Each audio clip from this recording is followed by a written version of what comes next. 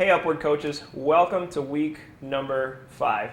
It's exciting to see how far the kids have come, not only in their basketball skills, but in their cheerleading skills also. I get to watch the change in my daughter as she can't figure out where her arms go to now they're solid, precise, crisp movements. And I'm excited about what we're seeing in all the kids as they not only encounter sport, but they are encountering Scripture through your conversations with them. This week, we move into a new virtue, the virtue of responsibility. And your handout says this: responsibility is showing that you can be trusted with what's expected of you. And, there's a verse in Luke chapter 16, verse 10 that says this. It says, "He who can be trusted with little can also be trusted with much. And he who cannot be trusted with little cannot be trusted with much." And I found out this the hard way when I was a kid. Our teacher, I went to a small school, and so every year at the end of the summer, our teacher would call on some families to come in and help her get the classroom ready. And it was actually a real privilege, and you wanted to be part of that group that helped to get the classroom ready. And I got the job of punching holes in the curriculum for that year. There were notebooks for history, and I went through, and she said, if you get through all of these things and punch all the holes, I'll take you out for ice cream. And I was like, all right, ice cream. I could just taste the chocolate chip cookie dough or the mint chocolate chip ice cream. And I was like, oh, I want that reward. And so I hurried through, and I did not do well. In fact, I missed a bunch of things, but she would never know that, I thought. And then we got into the school year, and she started handing out the packets to be put into the notebooks, and there were kids raising their hands saying, I don't have any holes punched. And the first couple she thought were mistakes, and then she gave that look to me, that look that was kind of that sideways glance where you really know you've had it. And I had proven to her by my actions that I wasn't responsible. I couldn't be trusted with little. And the rest of that school year, I wasn't trusted with very many other jobs in that classroom, because if I couldn't be trusted with the little things, I couldn't be trusted with much.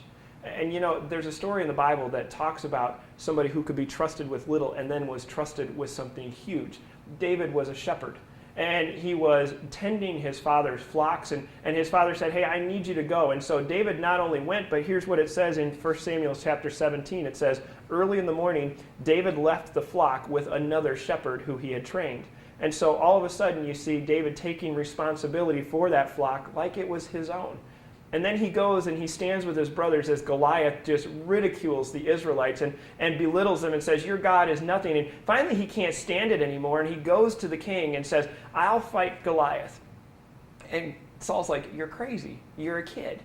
And here's what he says. He says, but David said to Saul, your servant has been keeping his father's sheep when a lion and a bear came and carried off the sheep from the flock.